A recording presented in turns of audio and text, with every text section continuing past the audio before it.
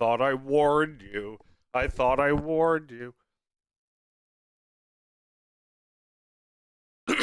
Welcome. I thought I warned you. I thought I warned you. I thought I warned you since the day that you were born. I thought I warned you. I thought I warned you. I thought I fucking warned you, asshole. You were warned.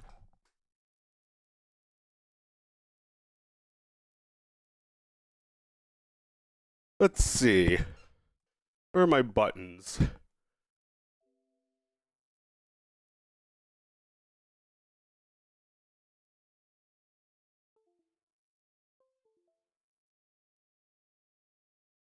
You know, I thought I warned you is a great quote from the movie Punch Drunk Love.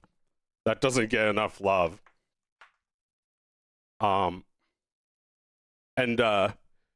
It's probably the funniest quote in that movie besides "Shut up! Shut up! Shut up!" It's like after that dude yells at him over the phone, he goes up to him in person, and then he's like, "I thought I warned you!"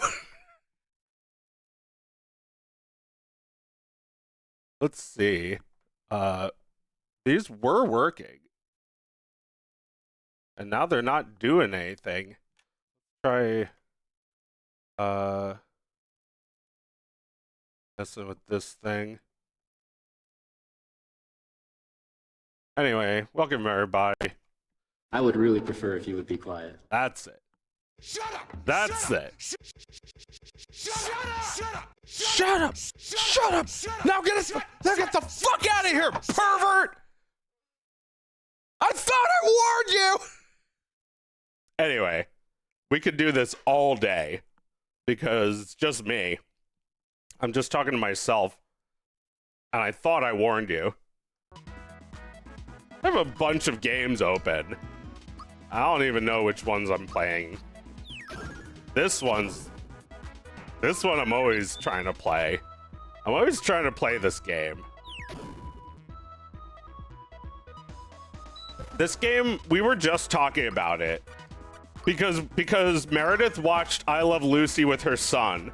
And it was the funniest thing he'd ever seen again. And, we're back to talking again about how I Love Lucy was historical for being the first show that they ever recorded onto film, as well as like on, you know, into the airwaves on television. Like the thing back then was, it was like the 50s, so they would just like, you know, broadcast the news, broadcast the weather, all that good shit that you expect to be on TV. And they would all see it as just like, yeah, it's just like, whatever, it's lost forever, who cares? It's just like Twitch. But they would do that with sitcoms. The sitcoms would be lost forever. So I Love Lucy came along and said, well, what if we actually cared about them? What if we actually wanted to save them?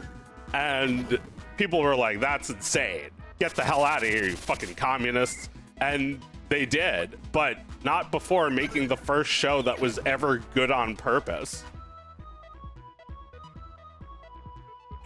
It was good on purpose. Why did they remake this game again? Oh, don't get me started. Well, you know what? You should, since this is my show now. Meredith will never hear me. She's too busy.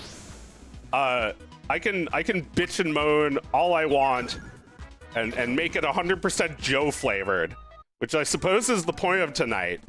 But we're really doing it because Meredith is finishing Perfect Tides. She's finishing it right now. She's putting on the finishing touches of the finishing touches. She's at the finish line, just like dragging herself over with her fingernails. And we're giving her lots of love and lots of luck.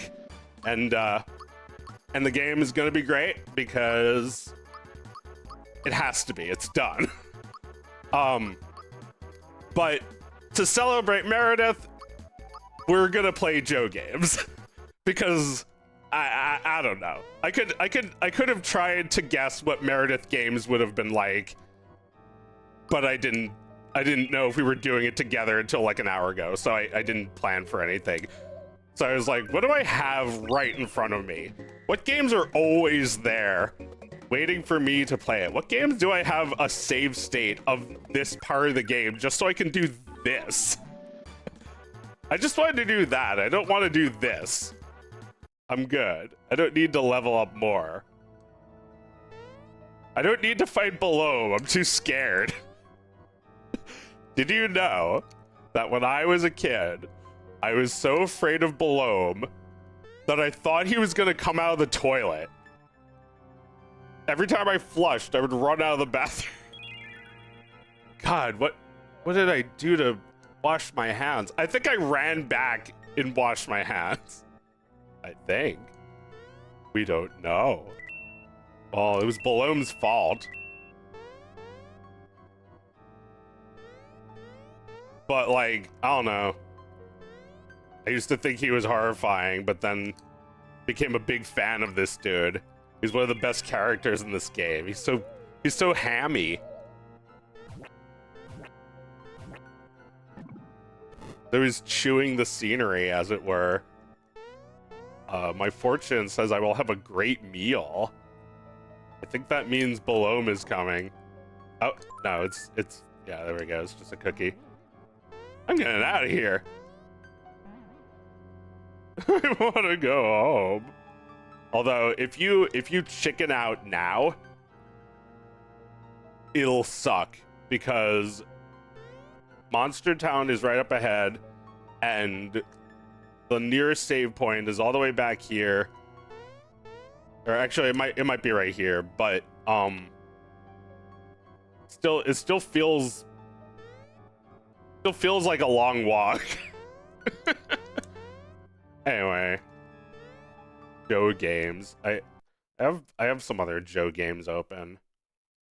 I've been playing Pizza Tower again.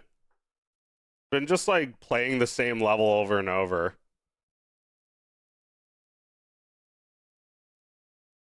It's like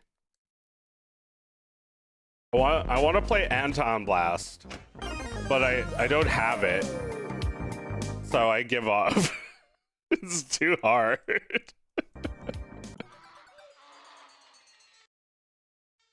Sorry. I mean, you know, this game is like a delicious pizza bone that I'm still chewing on for years and years.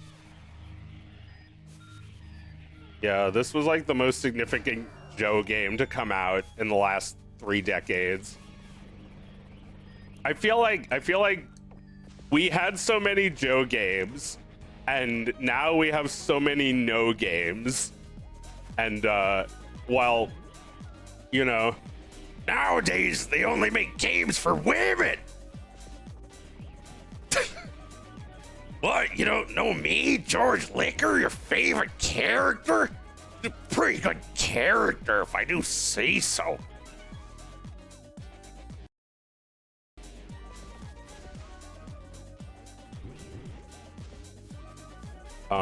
There's this golf stage, which is directly taken from Wario, but I don't fucking know that. Nobody knows that. Nobody knows about these games that happened 20 years ago. It's almost like a joke that people can play this and not get any of the references. Although, as somebody who gets the references, it still feels like its own game. Yeah, I don't know. I feel like it's totally weird to make a game that's just somebody else's game, but like also like they're doing it with full awareness of that. Like, I think this game has no dialogue, but there's still some sort of theme about authenticity, about like you use your power to destroy. You destroy with all of your might the fucking inauthentic garbage pizza. Fucking Domino's DiGiorno shit.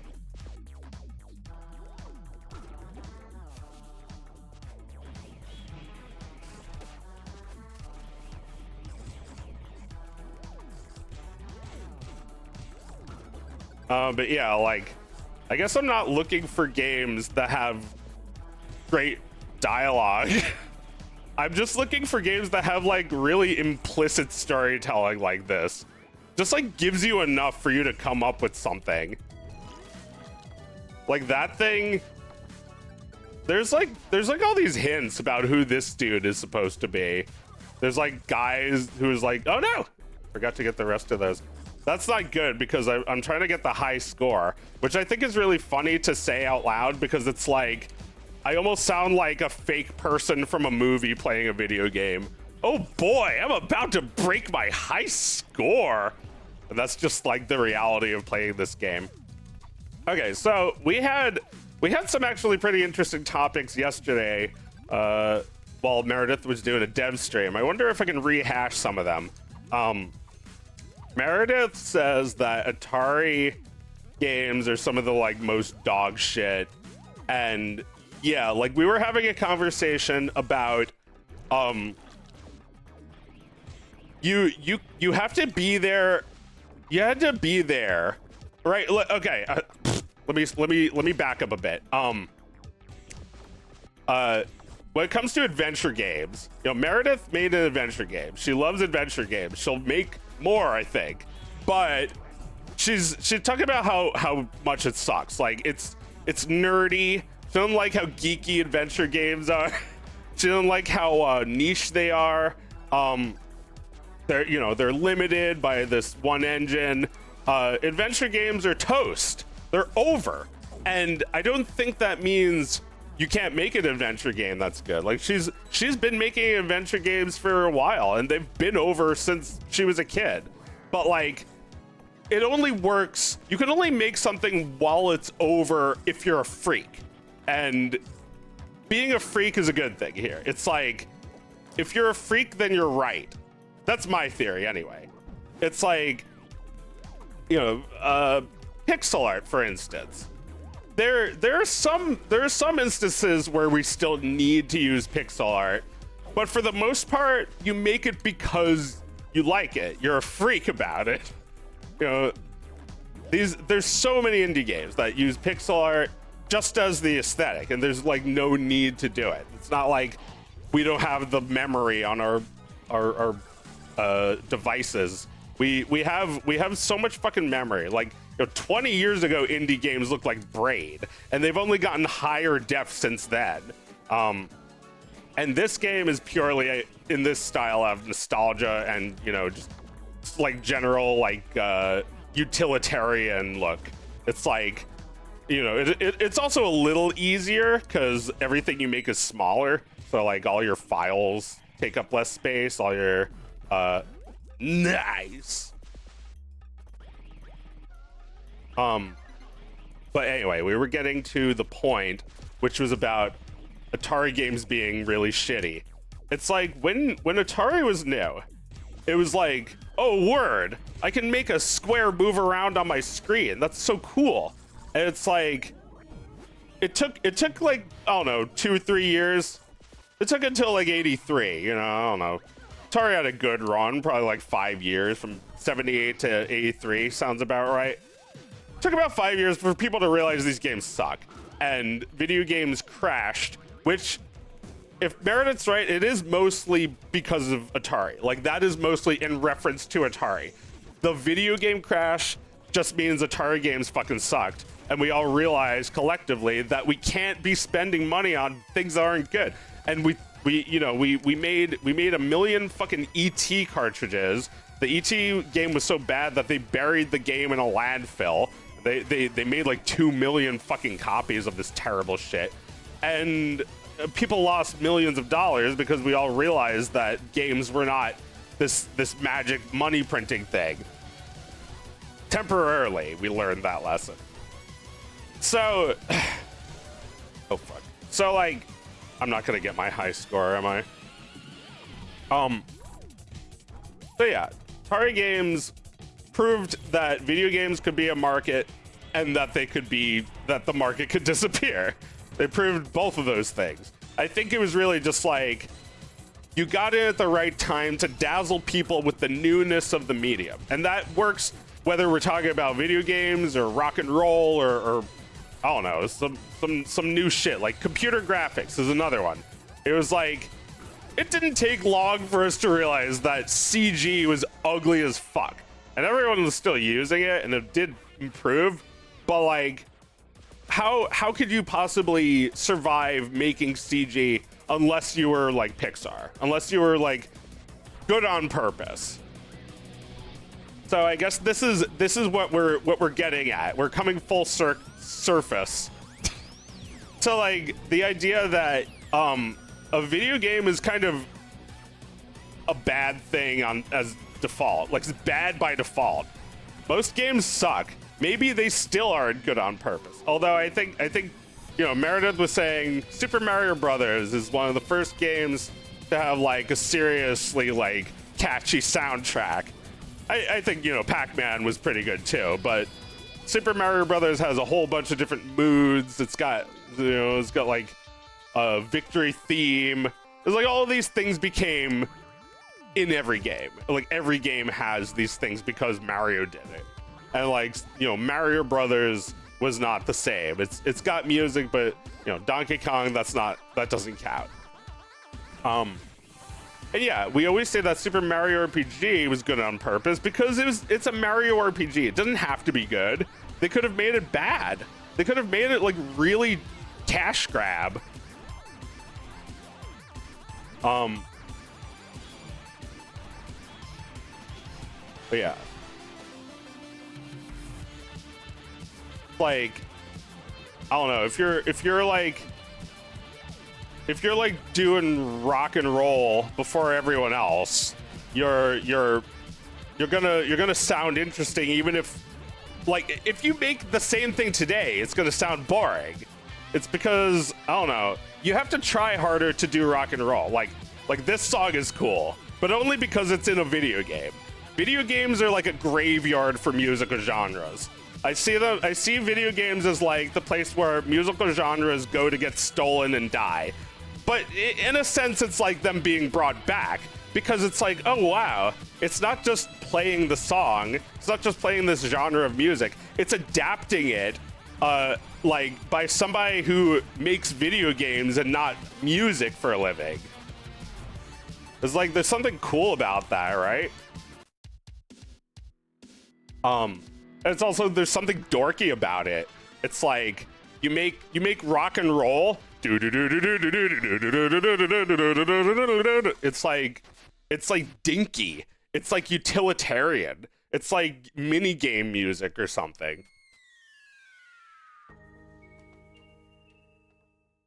Sorry, just playing it again. I have to get my high score. Oh wait, did I get a high score? I didn't even look. 26,879? Did I just get that? I'm never gonna beat that now. Although I could probably improve it. But yeah. Something about this stage. It's just like, I don't know. You can respect that, right? That is just like a bone. This game is like, this level of this game is a bone. It's like I'm chewing on it. There's something about this. Like, I have thoughts and feelings about this stage in particular. And this is my favorite thing about this game, is that they never explain things fully, so I can just like imagine what it might mean. It's like, to me, I'm reminded of this like period in the 90s when every motherfucker thought that they could golf. Like, golf was a craze. Everybody thought they could golf, right? Because they saw Tiger Woods do it. They're like, well, if he could do it. It's like the episode of Rugrats where Stu and Drew get a hole-in-one on every single hole, and then like some guy is like, well, if they could do it, and then they all get a hole-in-one. Yeah, like that episode was made during this time period that I'm trying to recall. It's like mid-90s, and it's like, wow, golf. I never realized that golf. I think I care about golf now. It's like, I'm always trying to improve my game. I'm always trying to improve my swing. And I'm always shaking my little hips really cutely. It's like, fuck golf. Golf sucks so much. And I think I agree with golf in a video game because it doesn't actually take up space the way real golf does. And, you know, virtual reality golf, that's fun, right? Not that I would ever play that. This is my version of virtual reality golf. Well, this is cooler than virtual reality golf. It's like, if you play a virtual, like a VR golf game, you better get a fucking jetpack or some shit. Because, like, what's the point of, oh, no, fuck. What's the point of just, like, I don't know, golf cart? Make it, like, real life. That's boring. Unless the golf cart has jetpacks. Also, the golf cart just blows up randomly. That sounds fun. Oh my god, I'm doing bad! Missed a bunch of tomatoes and shit.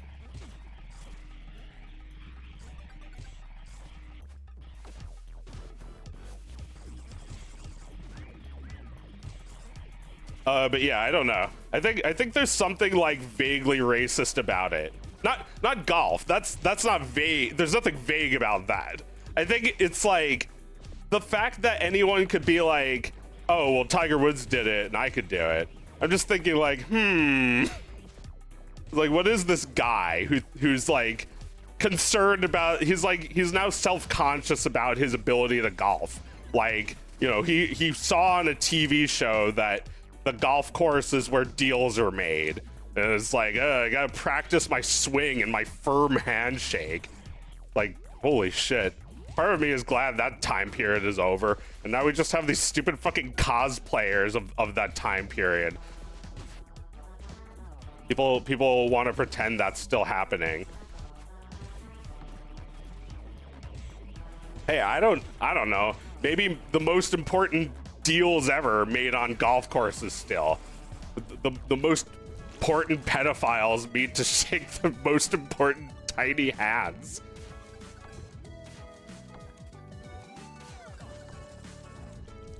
Oh, fuck, I did it again. Great game, very racist. What about Pepino? Is he a racist? I have theories on him too. I think he immigrated to this country to escape punishment for his war crimes.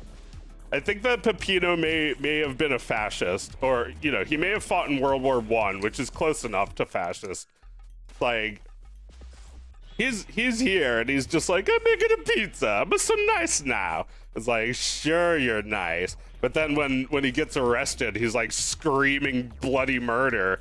It's like, they know what I did overseas in old country. Mamma mia.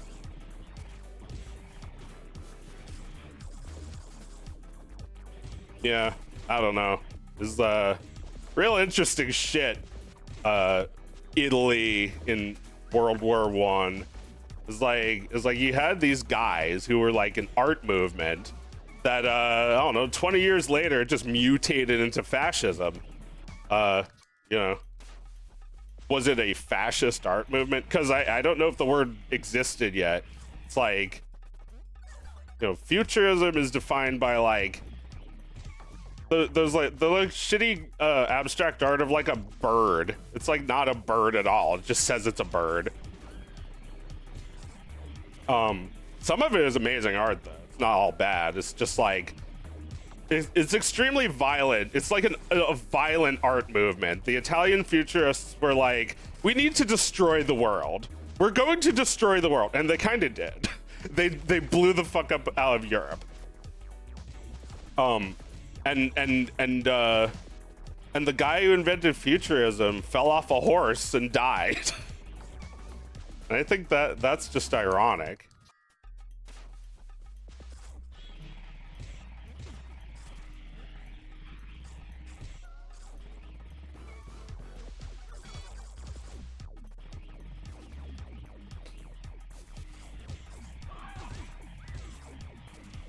But you know, Pepino's probably innocent. He's probably just really, he's really concerned that someone's gonna steal his grandma's recipe, which he stole from grandma. She was gonna die with it.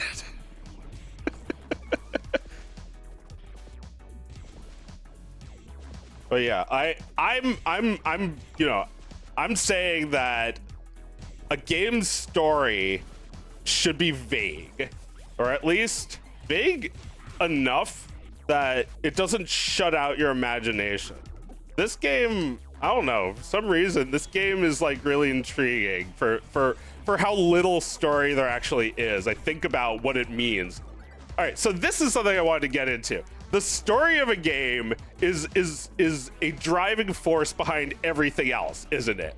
It's like, it has to be. You know, like, I was thinking about Super Mario Maker and how in Super Mario Maker you could do, like, you can create your own worlds, and like the button for that just has like an image of Peach screaming bloody murder. Like, it's like, create your own worlds, and it just shows Peach screaming bloody murder. Like, does anyone ever feel bad that, like, by making Mario Maker levels, you're dooming Peach to even more, like, kidnapping? You're asking for her to be kidnapped again so that you can have fun and play. And, you know, none of this would matter.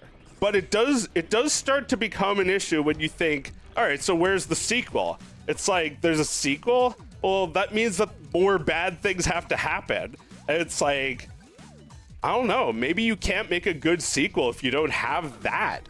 If you don't have that belief that the game's story really matters. Like, I think this game's story actually does matter. They made a very unoriginal game and did a plot about authenticity. It's funny.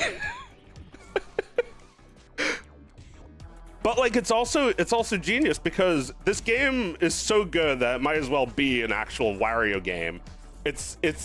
They've earned their authenticity, and it's like, even Nintendo needs to do that now. They can't just rest on any of their laurels. They can make a new Wario game and people would buy it, but it's not the oh fuck.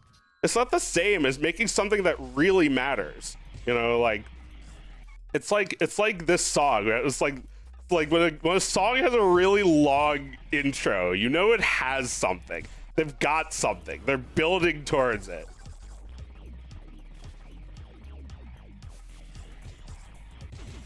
So yeah, what am I saying? Is like, you can't make a good game if it doesn't have a good story, or at least you can't make a great classic, or at least I don't know. Like, what about Solstice? Like, the fucking that opening theme.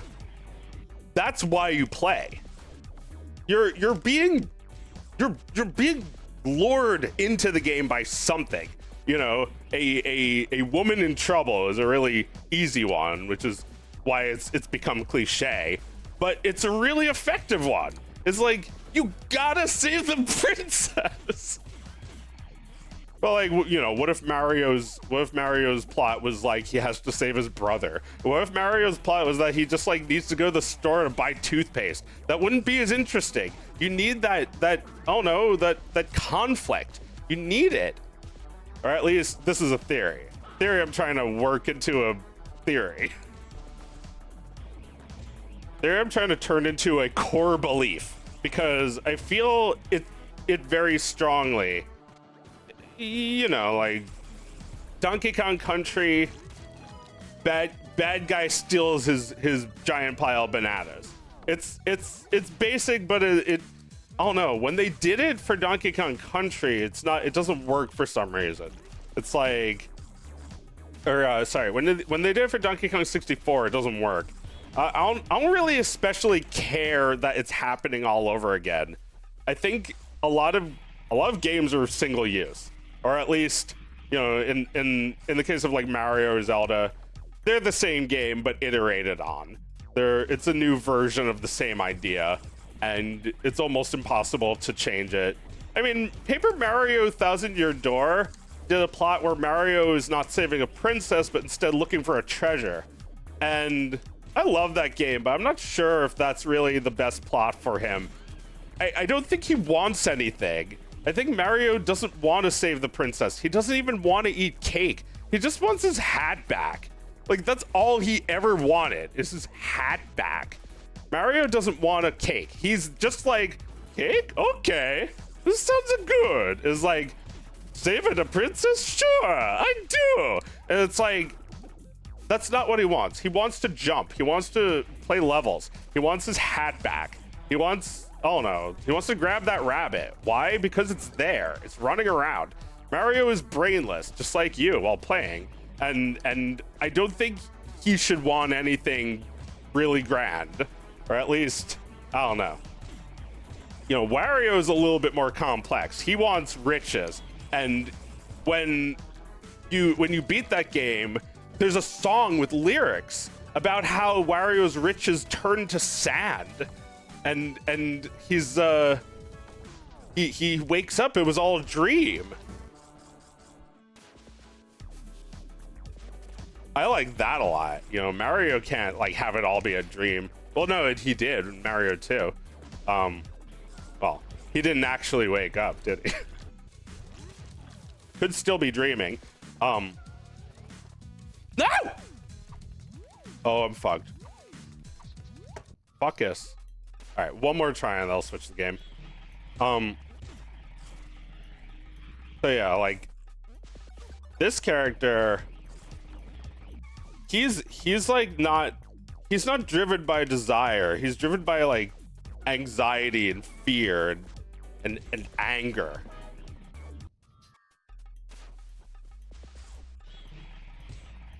Like he goes from panicked to angry in a millisecond. He doesn't even know what he wants because his emotions are uncontrollable. He just wants to forget. He wants to forget the war. There's a war episode. There's a war level of this game, which makes me think that he was in a war and now he can't stop reliving it. You know, whether or not he won this war, we don't know. It was Italy, so he probably was the bad guy. Unless he fought for us. In that case, how'd he survive? I'm a POW.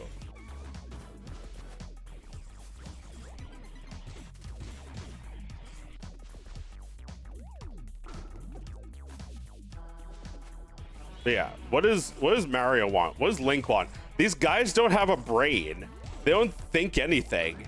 It's like, it's really mostly what the princess wants in those games.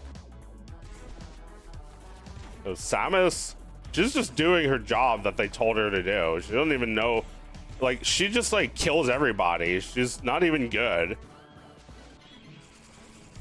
Sorry, I don't remember what my point was. Talking about how game characters have different motivations, and it's like, it's interesting whenever there's like a thing that distinguishes your game character from you, because you think they're you. You say, oh, I died, oh, that's me. But no, it's actually Mario. He's got a mind of his own. It's just he doesn't think many things besides like pasta, spaghetti, etc. Mamma mia.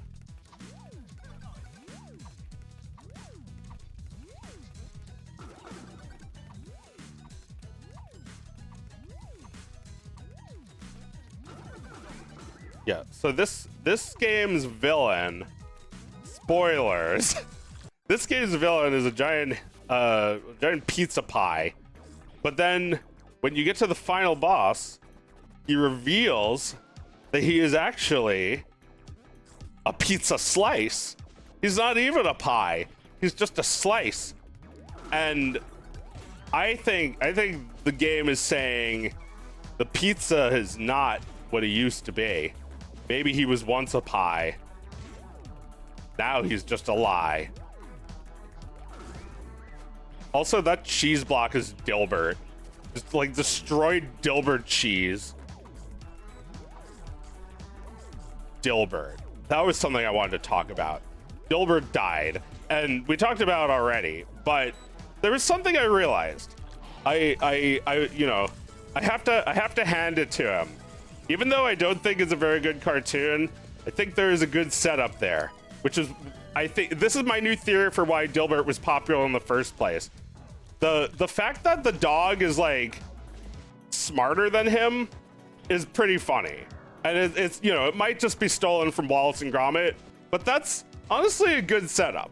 You know, that's funny. You could do a lot with that. I might steal that because I started thinking about it. It's like Dogbert being like Dilbert's antagonist would be funny. Like he's already like that with him, but I feel like he needs to be like even more of an antagonist to Dilbert. And like the only reason he doesn't crush him completely is out of sentimentality. I don't know what the hell there's like, why is there Catbert and Ratbert? Ratbert doesn't even look like the other birds.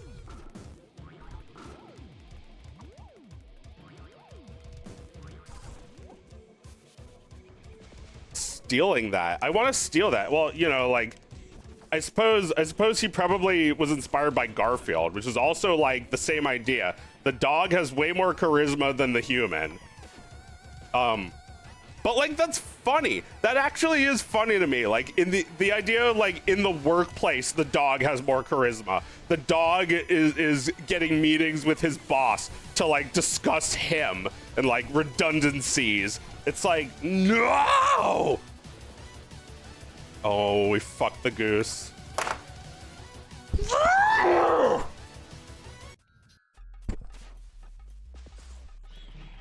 right, I said I was gonna give it one more go. Let's get the fuck out of this. Did I just close OBS? Nah, just kidding. I closed something though.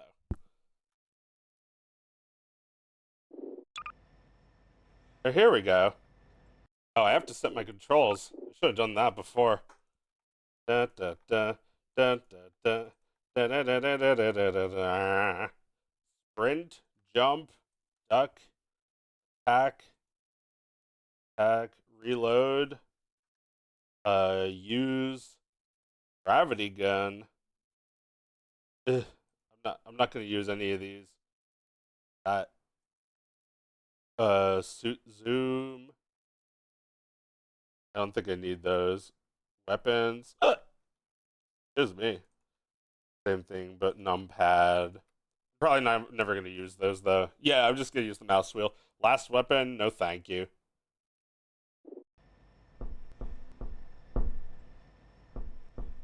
So this is Half-Life 2.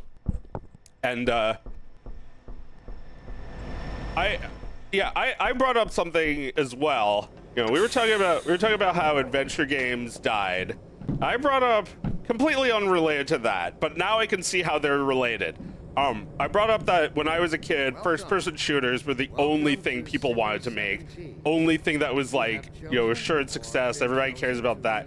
It's like, we need to make the next big game, which is obviously a first-person shooter. I thought so much of City 17 that I And, my God, you were talking over me! in the citadel so thoughtfully provided by our benefit. You the only ones on that train? I've been proud to call So, like, City 17 my home. Dr. Breen, you sold out humanity, and now I can't even hear myself think. Thanks a lot. Anyway, before I was rudely interrupted, what the fuck was I saying? I was saying something so important. Oh yeah, so first-person shooters, right? They seem like the only important game anymore. Adventure games were going out the door, and Sierra happened to be the one producing both adventure games and Half-Life games, and like these Half-Life games were copied relentlessly. You know, Halo is just half of Half-Life,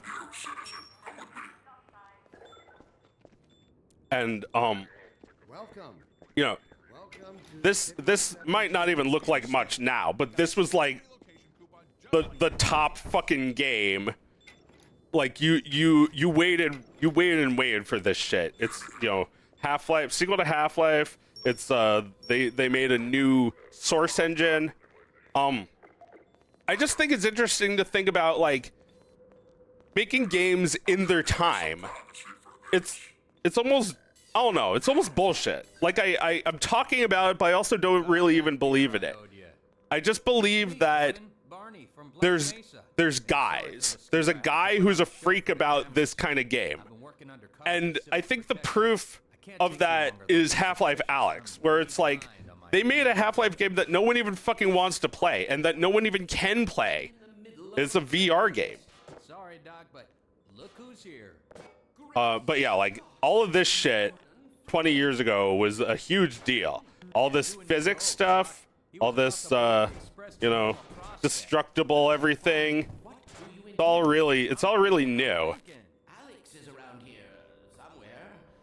Even, I don't know, guys' faces on a screen might not have been possible before.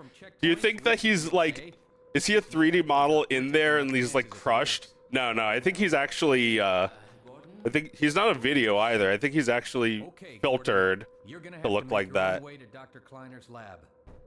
Oh man, that's what I was afraid of. Get in here, Gordon. This engine was so good, and they made so many great games with it. They made a million games with Source Engine.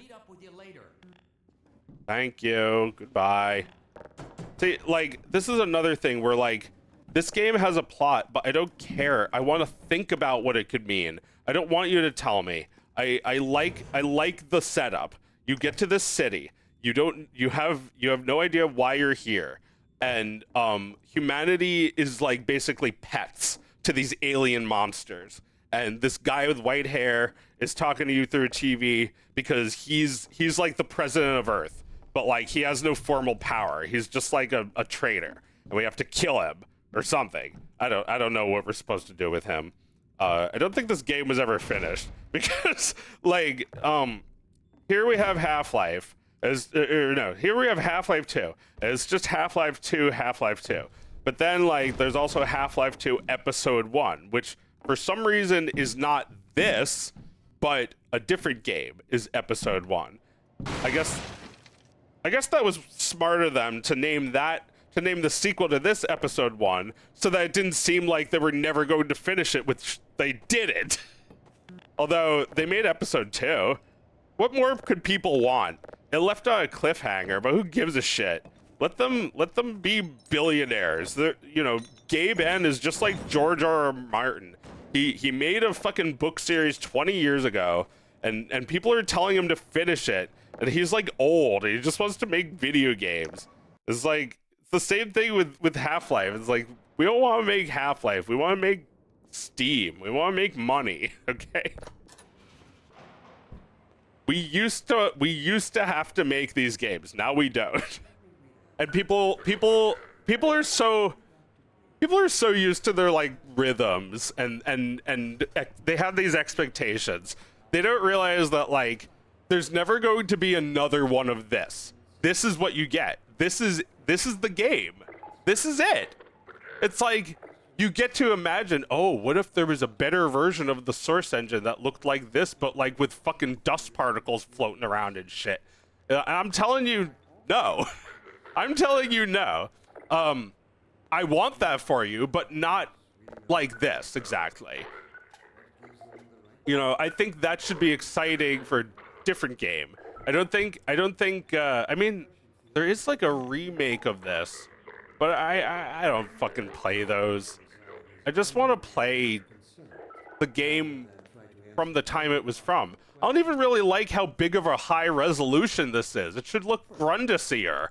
I mean, you know, if I should be playing it on like a 5x4 monitor or something, but you know, there's nothing wrong with this. This is fine.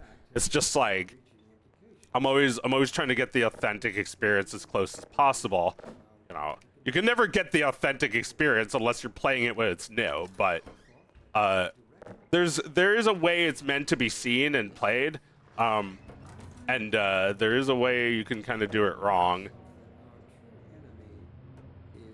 Yeah, like look, he's telling us that our true enemy is instinct. Coddled us, kept us safe in those hard-scrabble years when we hardened our state. It's like it's a dystopian future. Everything sucks. Everybody wears pajamas. We're prisoners. But Inseparable from I have no weapon. I can't even punch this guy. See, he's aggressive even if I just look at him. It's cool. There's like so much detail that like you probably had never really seen in a game before. You have to look into the camera and it'll take a photo and then you can proceed or whatever. Would inflict a fatal injury on our species. Like high-tech locks. And This shit is so cool. And it's like instinct I think we just like we need to appreciate it for what it is because there's never going to be another. There's never going to be a Half-Life 3 at least not when you want it. must be expunged. I don't know why, but I think it might have to do with the time of first-person shooters has ended. But there's still Half-Life Alyx, which is they couldn't just make another vanilla Half-Life. They had to make a freakish VR game that's like 10 times more realistic. That's cool. Making Half-Life again, that's Half-Life. Now, Half-Life is a great game. Half-Life 2 is also a great game, but only because like I don't know, they were still in that era when you could like make these massive jumps. And well, I don't know if not sure if I'm confident or if I care in a more realistic version of this. It's just that people see the pattern and they're like, all right, Half-Life 3, where is it? Like Yogi Bear looking to steal a game. All right, Half-Life 3, where is it? I've been asking for it. Oh my god, look, he's got a stun stick. Guy's not fucking around. How do I get through here? Do I look at the camera? Yes. I guess he's just taking pretty pictures of me. I guess there's no way to get through. Maybe a different door. Let me read a letter I recently received. Excuse me, can you help me? I need help. Oh, why would you do that? Oh! Our reproductive cycle. Sincerely, a concerned Maybe a concerned citizen knows where to go. Of course, your question Thank you, touches on one of concerned. the basic biological It's like he's like AI. He's like a robot. hopes and fears for the future of the species. Excuse me. Oh, hey. Oh. Man, this city sucks. Has anyone told you that?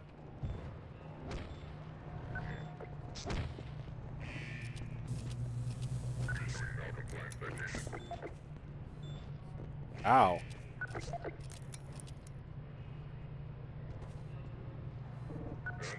No more pictures, please.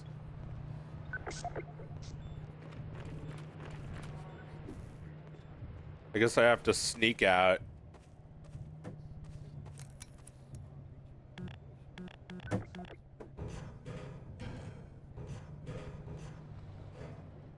It's like you can fly. You can fly and like and like stalk me even in this area without good reception. And all you do is take a photo. I love looking at old sci-fi and thinking of the ways that it held up and the ways that it didn't. I think some of this shit is still pretty cool, but the like thing taking a photo of you and it's like still like a click click and it has like a big flash. Wow, I don't know. I guess without the flash it wouldn't seem dystopian enough. Oh, I'm on the other side now.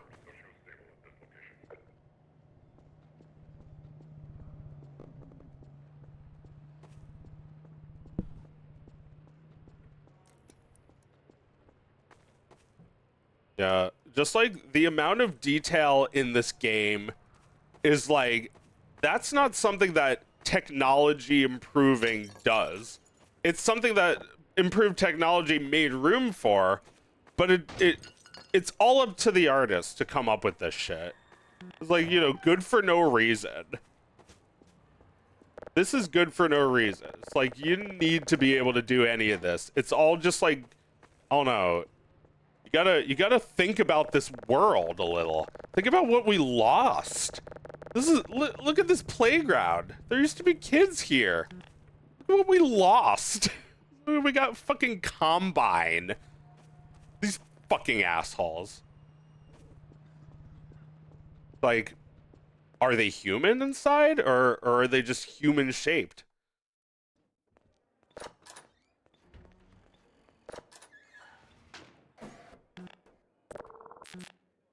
Yeah, all you need to know is that the city sucks. World is... There's like 500,000 humans left. It's like, we have been extremely fucked by these guys. For some reason, Gordon Freeman has survived. I think it's because the villain of the game kept him alive. Oh, they're shooting at us. Wait, that's just me banging. Shut up. Shut up, Breen. He's one of us.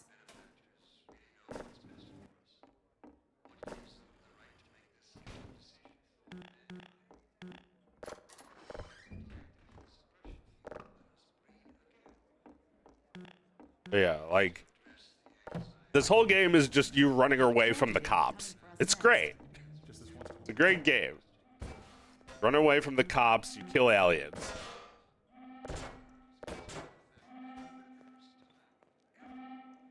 I feel like I need something to get through there. Ah! I can't take it anymore. This is a fucking Scooby-Doo now. What are we going to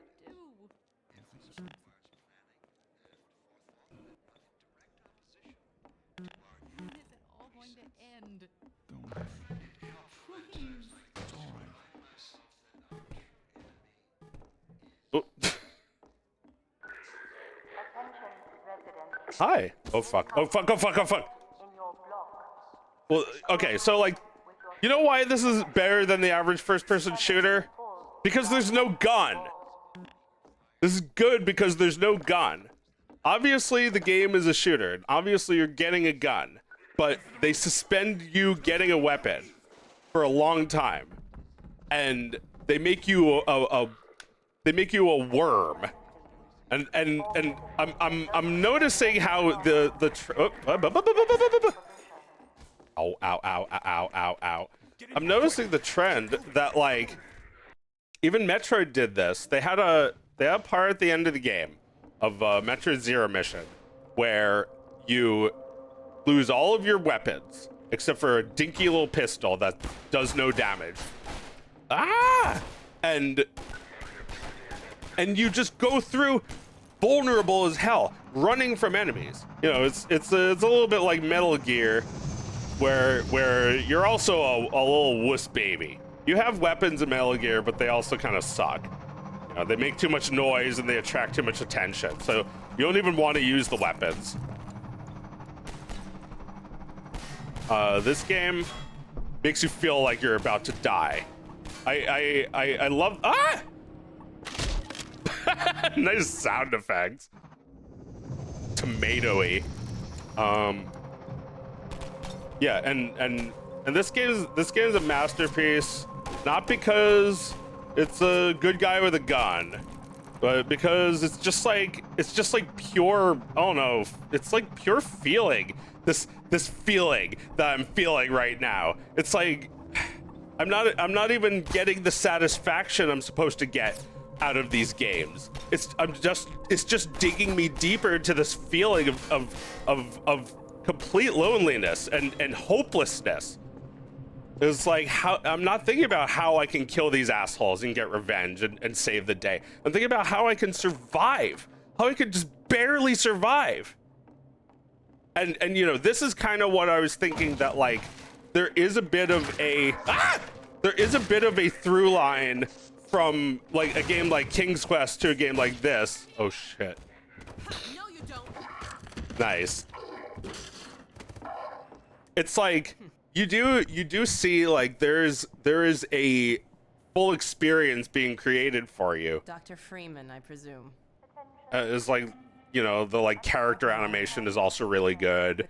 Is another thing that, you know, like the other characters are kind of basic, but Alex and her dad are like realistic and have great animations and mocap and whatever.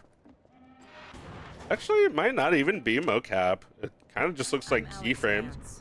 My father worked with you back in Black Mesa. I'm sure you don't remember me, though. Man, a few words, aren't you? But yeah, like I think the genre doesn't matter that much. Remember him from Black Mesa? Your old administrator. Don't get my dad started on Dr. Breen. Oh wow, my old administrator. Through here.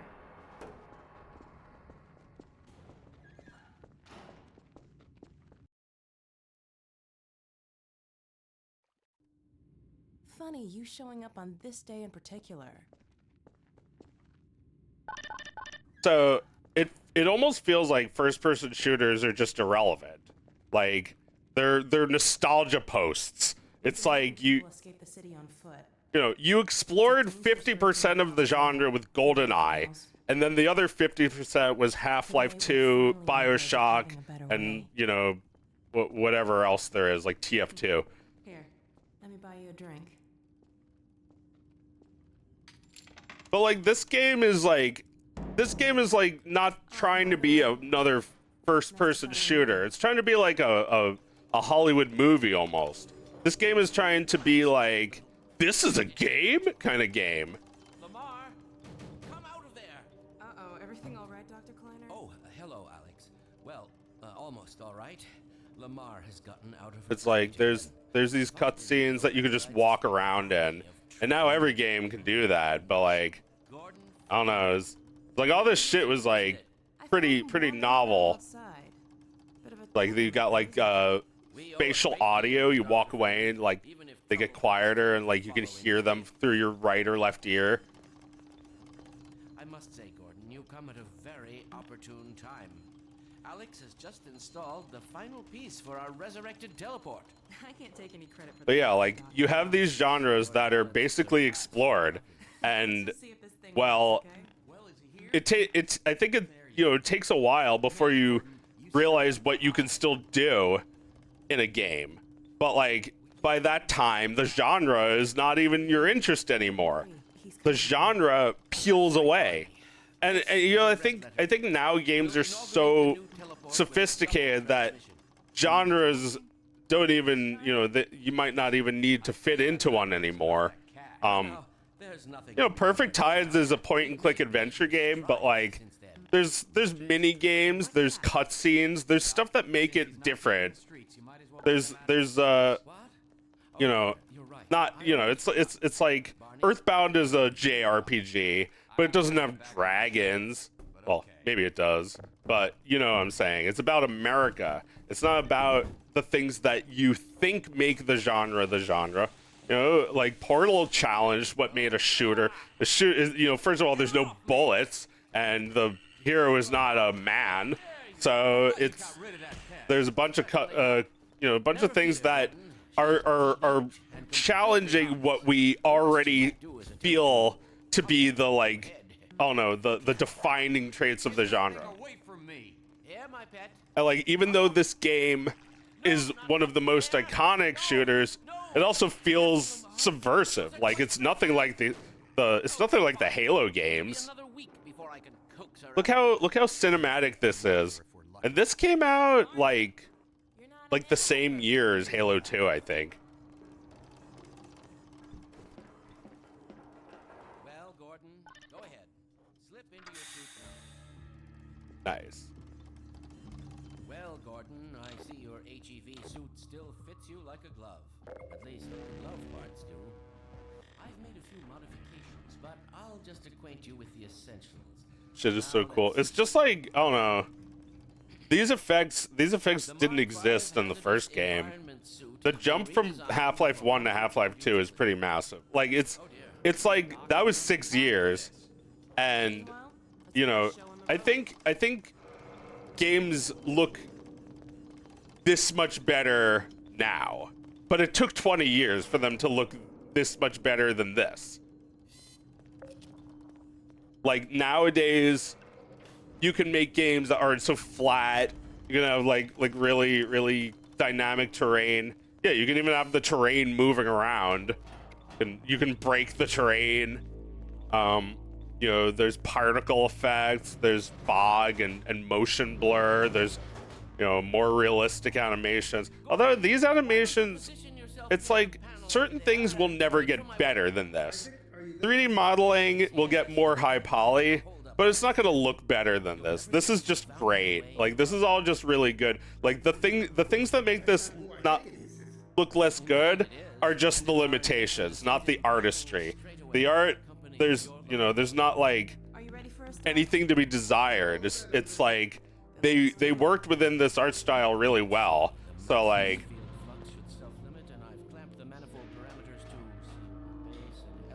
well, also like, there's always a guy, or you know, maybe it's a team of guys, but like, there's always somebody. You need people who have something to prove. Like, there was something to prove here. Like, look at all these characters. They're made from real faces, I think, and they look realistic. They move. They have good animations. It's like, Gordon, would you mind plugging us in? oh yeah. Right there, Gordon. You gonna let But me like, throw the switch? yeah, like you've created a pattern where people are made to expect Final sequence. Half-Life 3 to look this much better. But like, how? It can't. Unless even if you're willing to pay in like, I don't know, 20, when did they want it exactly? The fans of Half-Life 2. When did they want Half-Life 3 exactly? Because Half-Life 2 came out in 2004, and Half-Life Episode 2, Half-Life 2 Episode 1 and 2 came out in like 2007. So it's already been 2 decades. They wanted that, you know, it took like 3 years for the episodes to come out, so they probably wanted 3 years after that. Right you are. And I don't know. It's funny. It's kind of funny that Steam is so successful, and they've like had this game Half-Life 3 that like they probably never even mentioned. Oh wait, no, they did. I think that there's a compilation of Gabe just like talking about Half-Life 3 less and less and less until he stops. He has no interest in Half-Life 3. The problem is that you created Half-Life 3, not him. You came up with it, not the creators of Half-Life. Half-Life 3 could be a community project because we all have an idea of it, don't we? Oh no! Coming through, Dad. What's going on, Jimmy? I'm not sure. It seems to be some kind of interference. Gordon, stay put. You'll get you out of this. Something's drawing him away. What's the meaning of this? Who are you? Yeah, I think. Get in here. Oh hey! Who are you? He doesn't even know me. That's funny, when the villain doesn't even know you. There he is. We're losing it again. The man I saw. I'm all but certain it was Gordon Freeman. He does know me. Ah!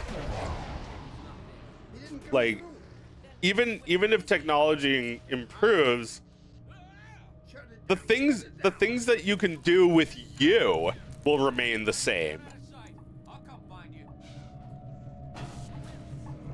Right? Like, you can't do a much better 3D model of whatever the hell this thing is. It's perfect already. You know, like, as technology got better, we were able to do things like have characters with like more advanced facial features, hair, that kind of thing. And like, look how this game is just like so cinematic. Like, I'm just like walking through cutscenes, basically.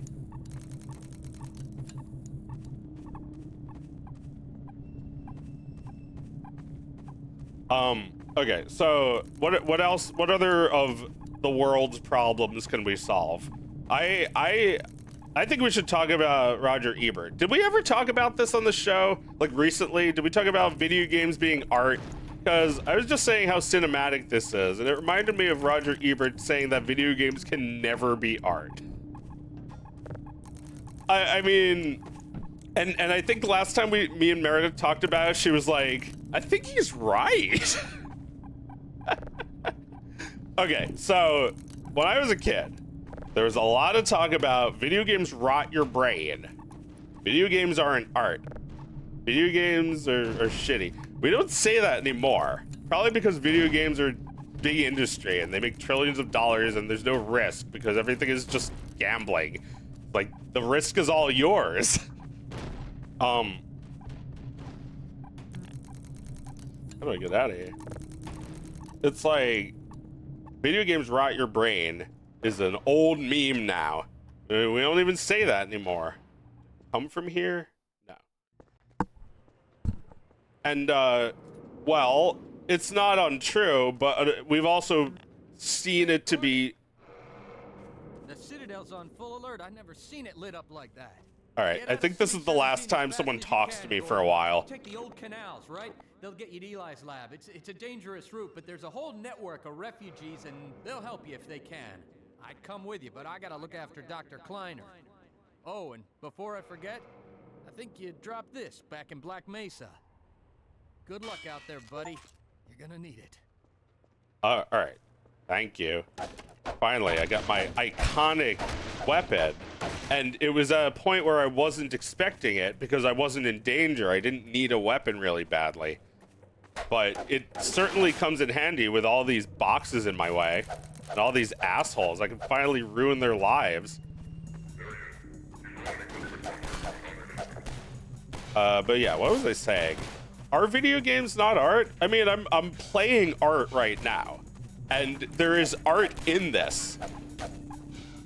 Well, I don't know. Is Bill Laimbear's combat basketball art? Maybe. I don't know. It's only art if you put your name on it. Well, I got a weapon and I'm still actually running for my life. Which is fun. It's like you never know what to expect here.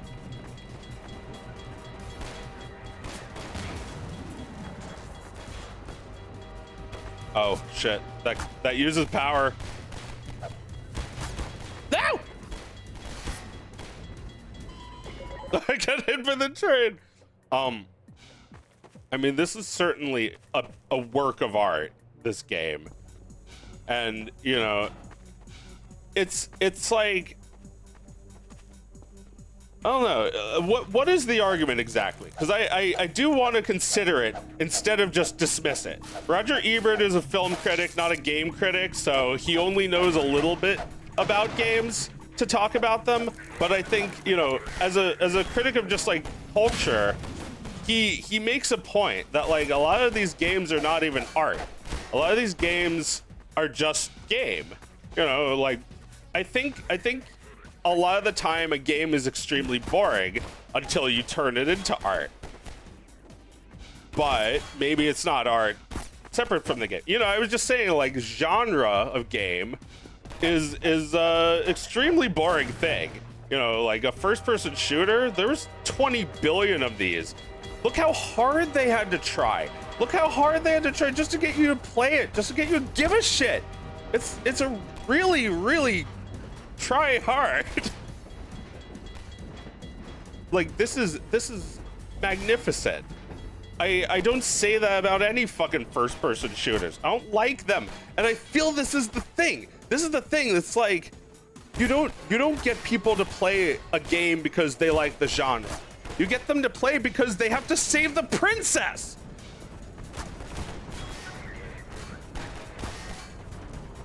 And I can't fucking find where to go.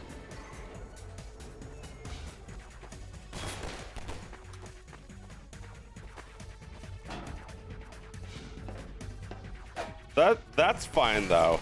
If you don't know what to do in a game, this is the thinking man's shooter.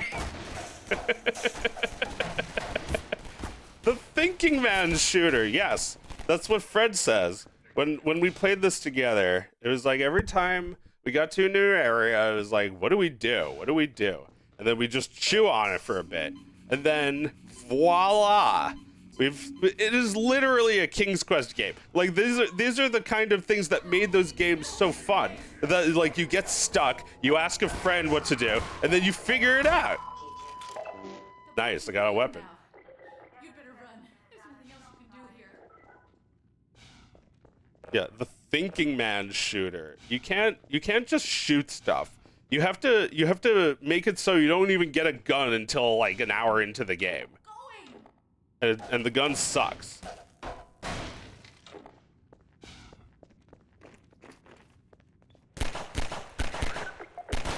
Also, these guys are heavily armored. It takes too many shots to kill them.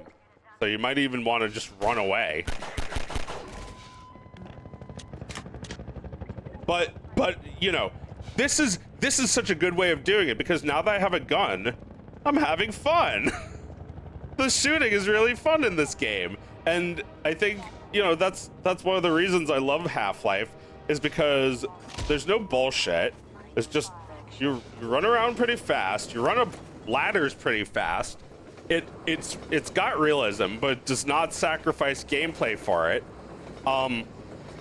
It's definitely a game. It's a game first, and a you know, a story second. But I don't know. The story also is just like, I don't even know what happens or care. But what matters is that the plot is interesting. The setup is what's there. I have to save the world, and if I can't do that, I have to save myself.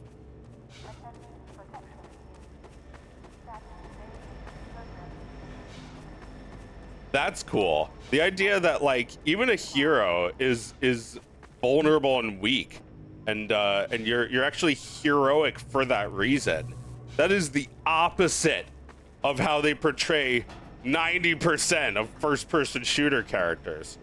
It is why these games are more popular and better, because they actually know what makes them good, and they're not just capitalizing on a popular trend of games. This is the reason why no one's playing Halo anymore, because there's no one playing Half-Life anymore.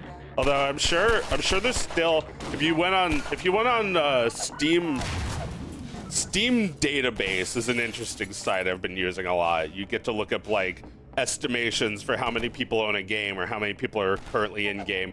If you go on that, I'm sure you'd see like 500,000 people are still playing Counter-Strike. There's just like absolutely no end in sight for this game. It's just fun forever. I don't know. They don't need a Half-Life 3 because this one's still fun. If they had made this game even 1 millimeter less enjoyable, it would make them so much more money, because they need to make Half-Life 3. But also they already make so much money. They're Steam, they're Valve. They're about to come out with another headset. They're about to compete with the Quest. The Quest is the only real wireless headset that you can buy, and now there's going to be another one for you to buy. So that's big. It's like nobody wants to make VR games. They're freaks. I have Half-Life Alyx, but I'm not playing it right now because it's not Thingusy. It's not from the past. Also, I have to redraw my play space for my VR headset. It's like, it takes 2 seconds. I just haven't done it.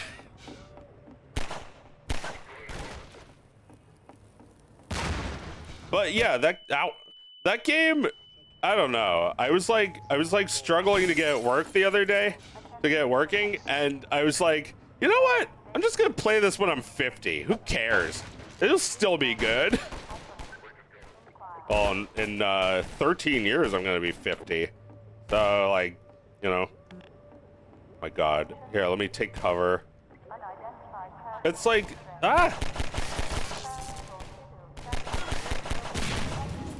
it's like realistic, but still fun and like level design-y, right? Like I think it's like, the art gives the game a lot of character. So I think in this game, the art is really necessary. You know, last week we were doing some Braid, and, you know, the art in that game is fine, but I don't really like it anyway. And I think I know why. I was reading an interview with the Braid guy saying that the art he made, or the original art for the game was bad, and he hired an artist to make good art. He shouldn't have done that. He should have made the game with bad art. It would have been iconic. I think the bad art would have made Braid a lot more charming. I think the good art is maybe the problem. Oh yeah, go fuck yourself. And yeah, like the game is like it's realism, but it's also level design. It has yes, so satisfying. Yeah, it's just not a first-person shooter without exploding barrels everywhere. Oh fuck! Oh fuck! Oh, I'm out of bullets. No more bullets. Ah!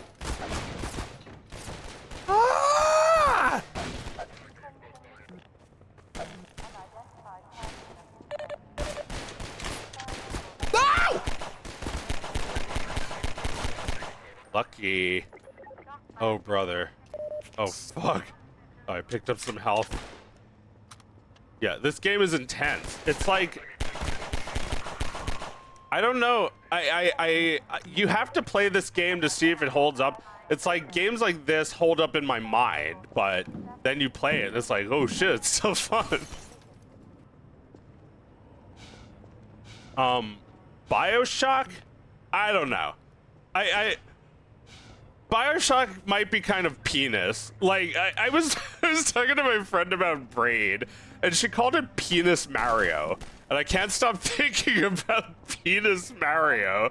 That's such a perfect description of it. It's like, this is my penis project. It's called Penis. It's Penis Mario. And you know, some people say, very good penis. I think, you know, it's not just like, you know, I don't appreciate the implication that if you make a bad game, you're a guy. You know, I'm sure you can make a bad game if you're a woman, but it's got you know, it's got a little bit of like genital stank. It's like, you know, penis.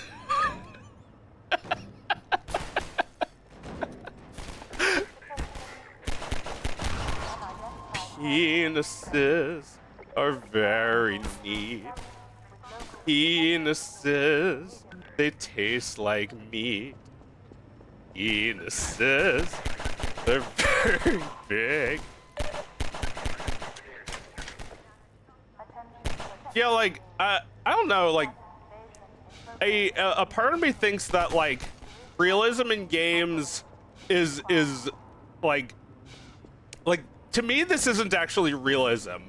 This is really convincing, though, as realism. It's like, you know, you duck, you fire, you duck. It's like, that's cool. But if it was actually real, you'd just be dead. Those little dudes flying around would get you. They can see exactly where you are. They could just land on you to kill you. How do I get out of this? Oh, I see. The thinking man's shooter.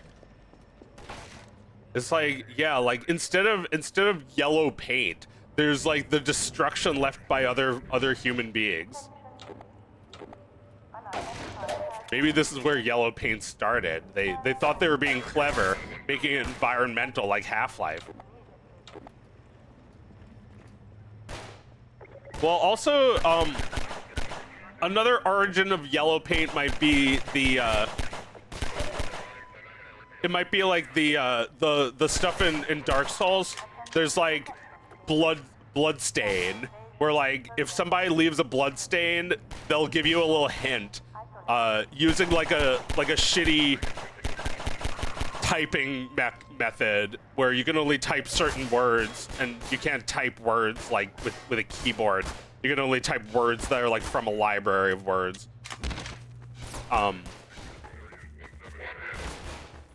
Holy shit, dude! No! Yeah, I mean, it's fine to make a personal game. It's even fine to make a game that's kind of stupid and pretentious. I think it's just like, it has to be fun. It has to be giving value. A game has to be giving millions of dollars in value to the individual playing it. Like, how much, if somebody stole this game and deleted every copy and held it for ransom, yeah, I'd pay $1 million to get it back. You want to buy games on hard mode? Let's pay $1 million for this game. I mean, I don't know. That's a funny thing. Pricing. That's another thing. That's a huge topic right now. Pricing your game, and that's something that Gabe was talking about when I was watching a video saying where he was saying Gabe Newell was saying that people don't care what a game costs. They'll pay it.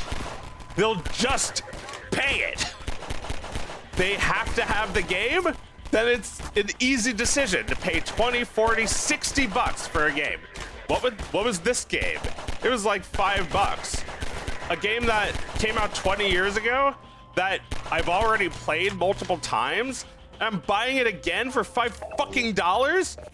Well, you get the game. The game provides a very compelling argument. Buy me, Joe. Again? Again. $2 is basically free. Yeah, that's the argument. That's the this is the viral post that we've been talking about all fucking week. Is Calvin's dad from Calvin and Hobbes? He knows how to sell a game on Steam. Oh shit. He says that $2 is basically free, and $3 is $2. Like not really, but in people's minds, $2 is basically free. In people's minds, $5 is $5, but $6 is also $5. So that means that if you sold a game for $6 instead of $5, you'd be getting $1 for free. You're doing basically nothing to impact people's perception on the price. And they said that $8 is close to $10, but in people's minds it's still closer to $5. So that was the best price in his mind, $8. Good God. Yeah. Sirens are for you, huh? Good thing you found us. You're not the first to come through here by. This is the free man. The Combine's reckoning has come. Look, we're just a lookout for the Underground Railroad. But like, yeah. They'll get you started on the right. What does this game actually cost? Because there's Half-Life 2, there's Half-Life Episode 1 and Episode 2. I mean, how many times have I personally bought this game? Twice, I think. I bought this game on the Orange box, where it was basically free there, because you're really already buying it for TF2 and Portal, and they just throw in Half-Life.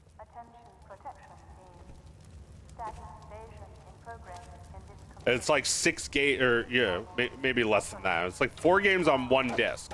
You get Half-Life 2, the other 2 episodes, so 3 Half-Life 2 games, Portal, and TF2. So you get like 5 games for $60. 2 of them are brand new. Portal is a masterpiece, which is worth that much on its own. But you also get this for free. So like they're, I don't know. Valve must just be the best at selling games. They're some of the best at making games, but I don't even know what they make anymore. They made Half-Life Alyx, but like I think of that as being like a really specific hobby thing. Like only a few people are gonna play that in the grand scheme. It could be like 2 million, but like it still is not like a massive game because VR is nowhere near as accessible as like a keyboard and mouse kind of game. Although 20 years ago it was different. Nowadays nobody has a keyboard and mouse anymore. He's got a fucking minigun. There's nothing mini about it. Yeah, like keyboard and mouse games are still fun. It's not like I'm done chewing on this bone or anything. It's just like this game is like seriously fucking made. They made it 3 times already, and also the first Half-Life game is one of my favorites. So that's another game that I'll never beat. I will never run out of these games. I don't know how you people get so fucking good that you need Half-Life 3. I'm happy just playing this forever. I'm never gonna beat it. I'm gonna suck at it for the rest of my life.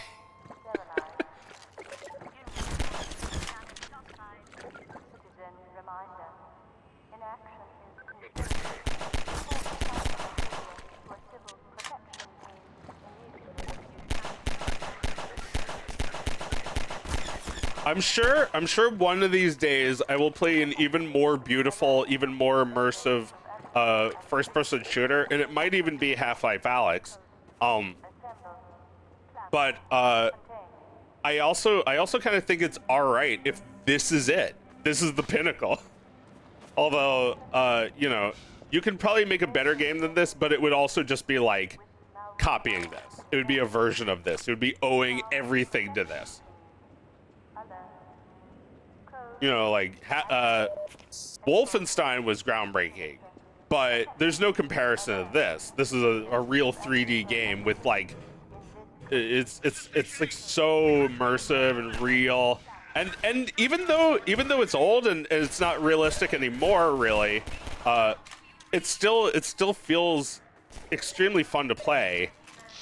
This game held up really well. Anyway. I feel like I've talked about this game enough. The voice acting is good. I just don't like it when I'm trying to talk. Ah! Yeah. Oh, right. I have a flashlight. Do I? Yeah, I did. Yeah, that was how they were making first-person shooters more immersive in the early 2000s. They were adding flashlights, and in this game it works fine, but infamously it was really bad in Doom 3, which was a game made for the Xbox like 10 years after the second Doom game. I never played it. It doesn't look bad. It might actually be a good game. You know, what do we think? Is Doom too dark, or do we like it that way? Is Doom 3 too dark? That's a tough one, because Doom 3 was definitely made after the age of first-person shooters. Although I guess if that's the case, then so was this. Man, God, it's like Meredith's game that's coming out tomorrow is a point-and-click adventure, and they're dead. But they were dead when she made her first game. They were even dead when, like, I don't know, when they made like King's Quest 7. They were kind of dead when they made King's Quest 7. They didn't make a King's Quest 8, or they did. It was like some new kind of genre. It was like a Zelda game or something. Blow me, you bastards.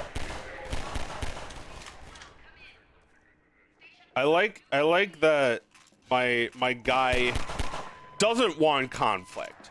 This is what separates him from your average like fantasy space marine that's like, give me something to shoot. This dude doesn't want conflict. He's trying to be peaceful. He's just trying to be free. That's why he's Gordon Freeman. He just wants freedom. It's what he desires. It's what he values. He's not trying to get glory. There's almost no saving humanity at this point. It's all just about living free or dying.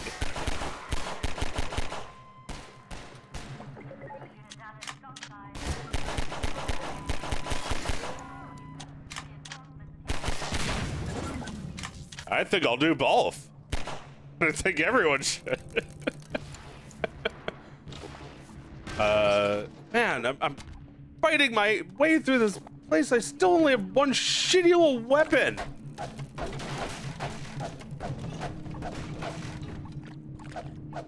I've been fighting for like an hour. Damn you!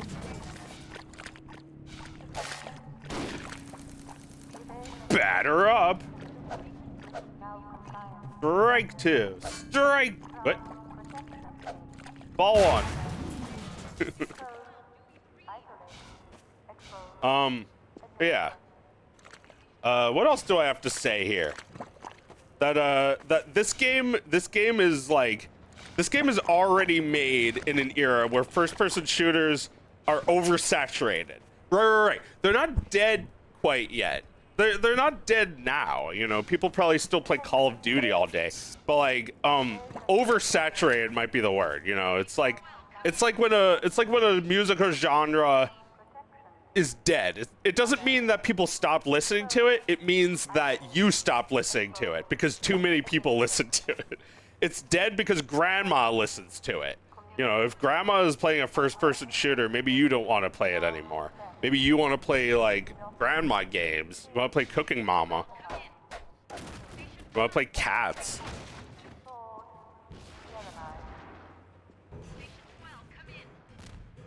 Anyway, I think this is a really good example of just like, you know, a game that's considered a masterpiece in a genre that I don't really give a shit about.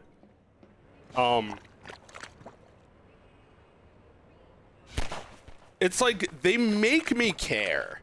They have to make me care. I don't think I can get into a game based on liking the genre. You know, how many times have you love Mario games, like how many times have you played just like a shitty platformer? It's like most people who aren't Mario don't seem to get it. You know, you got Mario, Coke, and Sonic Pepsi. This is like, they don't get it right. They're the closest, and they're still not right. And what is the Coke of shooters? I suppose Doom.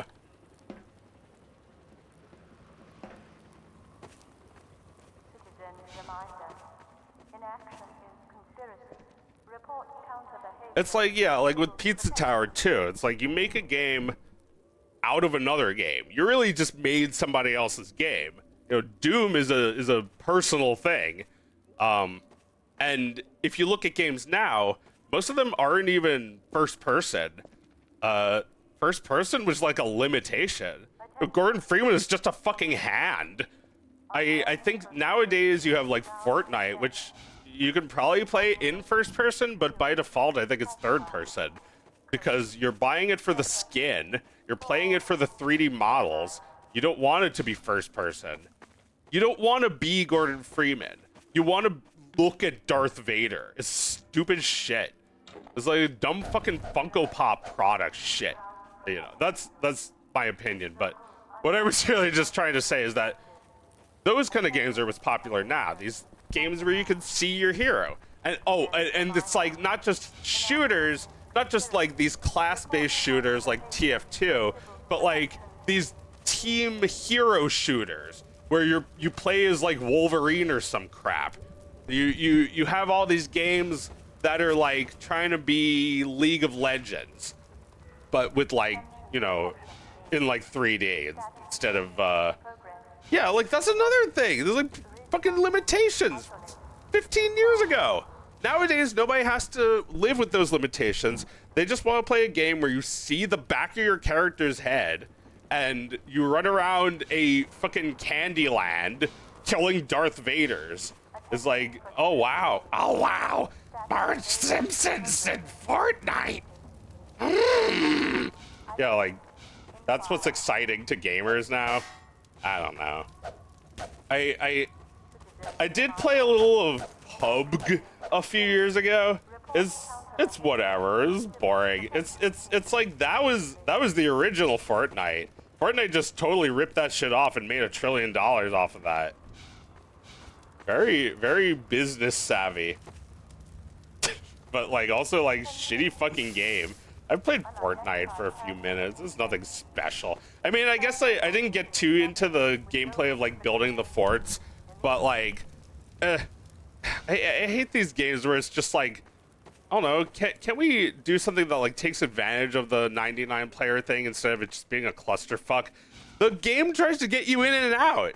It's like the game calls you a fucking idiot. It's like, oh wow, you suck. Let's drop bombs on you so you get out of this game. Oh my god, did I finally figure out how to get out of this? Fuck, my headphones are killing me.